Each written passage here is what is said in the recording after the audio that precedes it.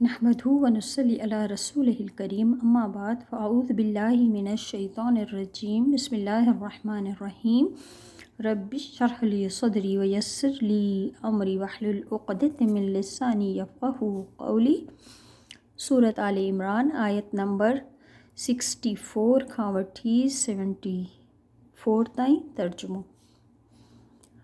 कुल या अहलल किताबी, इन्हनि खे चओ ए अहले किताब यानी यहूदी नसरानी, तआलो अचो इला कलिमतिन उन ॻाल्हि जी तरफ़ सवा बैनना जेका हिकु जहिड़ी आहे असांजे विच में व बैनकुम ऐं तव्हांजे विच में, अल्लाह इहो त नाबुद असां इबादत कयूं इल्लल्लाह सिवाय अल्लाह जे, वला नुशरिक ऐं न ई असां शरीक ठहिरायूं, शरीक कंहिंखे कयूं बि हुन सां गॾु यानी अल्लाह सां कंहिंखे शरीक न कयूं, शयन कुझु बि, वला ऐं न ई यतख़िज़ ठाहे बादुना बाज़ असांजो बादन बाज़ खे अरबाबा यानी रब, यानी कंहिंखे बि वॾो अल्लाह खां सवाइ कंहिंखे बि रब जे तौर ते नाहे मञिणो, सिर्फ़ु अल्लाह जी इबादत करणी आहे।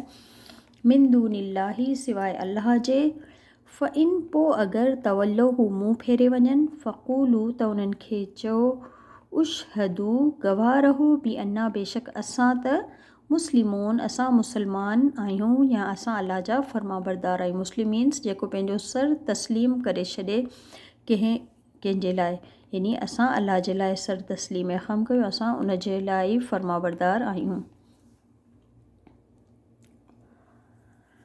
या अहलल किताबी ए अहले किताब, लिमा छो तुहाजून तव्हां झगड़ो कयो था, फ़ी इब्राहीम जे बारे में यानी हज़रत इब्राहीम अलैहिस्सलाम जे बारे में, वमा ऐं जॾहिं त उन्ज़िलति तौरात वल इंजील जॾहिं त नाज़िल कई वई तौरात ऐं इंजील, इल्ला मिन बादिही पर उन खां पोइ, यानी तौरात ऐं इंजील त नाज़िल ई कोन हुई हज़रत इब्राहीम जे बारे में, तव्हां असांखे छो पिया विड़ो, उहे उन खां पोइ नाज़िल थियूं आहिनि। अफ़ला तक़िलून छा भला तव्हां अक़ल नथा रखो, हा तुम हा उलाई, हा तव्हां उहे ई माण्हू आहियो जिन हाजजतुम जिन झगड़ो कयो तव्हां, यानी तव्हां उहे ई आहियो जिन झगड़ो कयो तव्हां मां, फ़ी मां उन बारे में लकुम बिही जंहिंजो हो तव्हां वटि इल्मुन इल्म, यानी हज़रत ईसा जे बारे में, फलिमा पोछो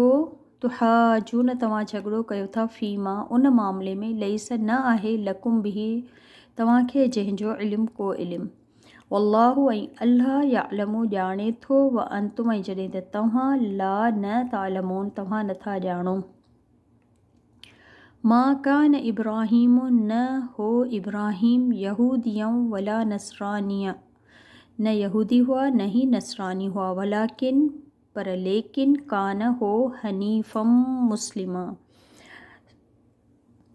यकसू मुसलमान, वमा कान ऐं न हो मिनल मुशरिकीन मां, इन बेशक औलद नास क़रीब तर आहिनि, यानी सभिनी खां वेझो आहिनि माण्हुनि मां उहे माण्हू बि इब्राहीम अलैहिस्सलाम जे, यानी हज़रत इब्राहीम जे दीन ते उहे माण्हू आहिनि, लल्लज़ीन तबऊहु उहे माण्हू जिन उन जी इत्बा कई ताबेदारी कई, वहादन नबीयु ऐं ही नबी यानी नबी करीम सल्लल्लाहु अलैहि वसल्लम, वल्लज़ीन आमनु ऐं उहे माण्हू जिन हिन सां गॾु ईमान आंदो, वल्लाहु ऐं अल्लाह वलीयुल मुमिनीन अल्लाह कारसाज़ आहे, वली आहे मददगार आहे मोमिनीन जो ईमान वारनि जो।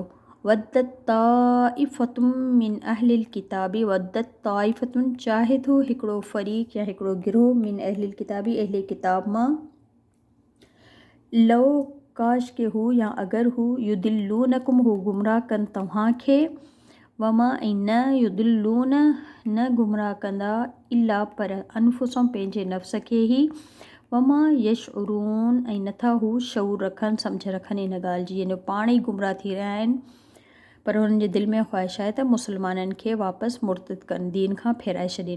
या अहलल किताबी ए अहले किताब, लिमा तकफुरून बि आयात इल्लाही छो तव्हां इनकार कयो था, कुफ़ुर कयो था अल्लाह जी आयात जो, व अंतुम तशहदून जॾहिं त तव्हां गवाह आहियो इन ॻाल्हि जा, यानी अल्लाह जी आयत जे बारे में, नबी पाक जे बारे में इन्हनि जी किताब में ज़िक्र आयल आहे।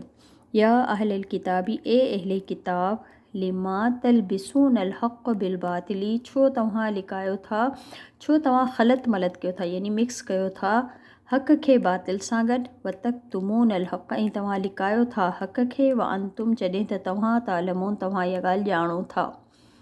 वक़ालत ताइफ़तुम मिन अहलिल किताबी, ऐं चयो हिकिड़े गिरोह अहले किताब मंझां, आमिनू बिल्लज़ी उनज़िल अलल लज़ीन आमनू, ईमान आणियो उन शइ ते जेका नाज़िल कई वई आहे। ईमान आणनि, ऐं जिन ईमान आंदो उन्हनि माण्हुनि जी तरफ़ जेको कुझु नाज़िल कयो वियो आहे उन ते ईमान आणियो।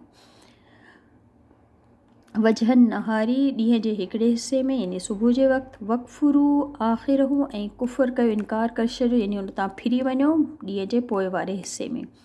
लअल्लहुम यरजिऊन, ताकी हू बि जेके आहिनि से फिरी वञनि।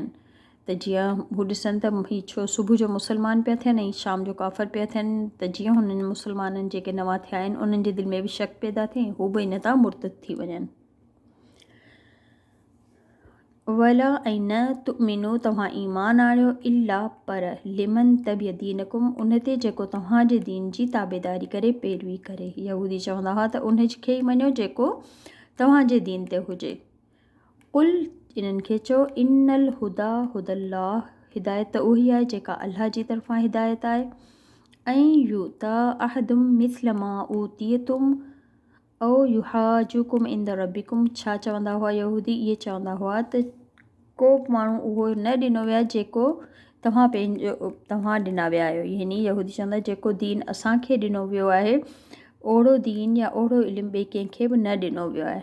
जेको तव्हां ॾिनो वियो आहे कंहिं बि हिक खे उन वांगुरु न ॾिनो वियो। या त चवंदा हुआ त अगरि तव्हां हिननि खे कुझु पंहिंजी किताबुनि मां ॿुधायो त औ युहाजुकुम इंद रब्बिकुम, त इहो अगरि तव्हां हिननि खे पंहिंजी किताबुनि मां कुझु ॿुधायो त इहे तव्हां सां झगड़ो कंदा तव्हांजे रब वटि। कुल, इन्हनि खे ॿुधाए छॾियो, इन्नल फ़ज़्ल, बेशक फ़ज़ल त जेको आहे, बियदिल्लाह, अल्लाह ही जे इख़्तियार में आहे। यूती, हू ॾिए थो, मई यशा, जंहिंखे हू चाहे थो। वल्लाहु, ऐं अल्लाह, वासिउन अलीम, वुसत वारो आहे, निहायत इल्म वारो आहे।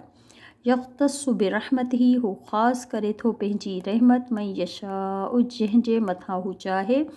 वल्लाहु, ऐं अल्लाह, ज़ुल फ़ज़्लिल अज़ीम, वॾे फ़ज़ल वारो आहे। सुब्हानक अल्लाहुम्मा व बिहम्दिक, अशहदु अन ला इलाहा इल्ला अंत, अस्तग़फिरुक व अतूबु इलैक।